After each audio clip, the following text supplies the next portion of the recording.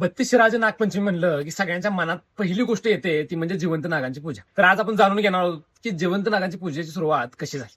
महायोगी गोरक्षनाथ हे ज्यावेळी शिराळामध्ये आले त्यावेळी ते एका घरी दीक्षा मागण्यासाठी गेले होते. त्याच वेळी त्यांनी एका महिलेला आवाज दिला की माई दीक्षा दे.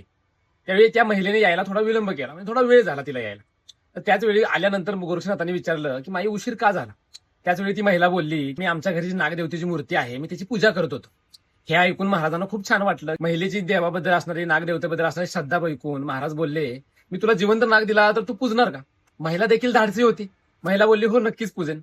त्याच वेळी महाराजांनी आशीर्वाद दिला की इथून पुढे नागपंचमी दिवशी शिराळा भागात जिवंत नागांची पूजा केली जाईल.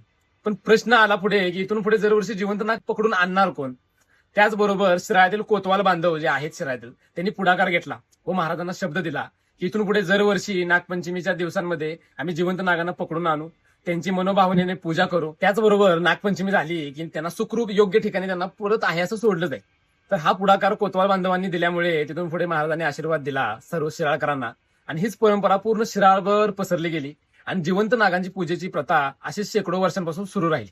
तर खूप लोकांना पडलेला अजून एक प्रश्न म्हणजे नागपंचमीला जिवंत नागांची पूजा कशा प्रकारे केली जाते, काय काय असतं त्या पूजेमध्ये.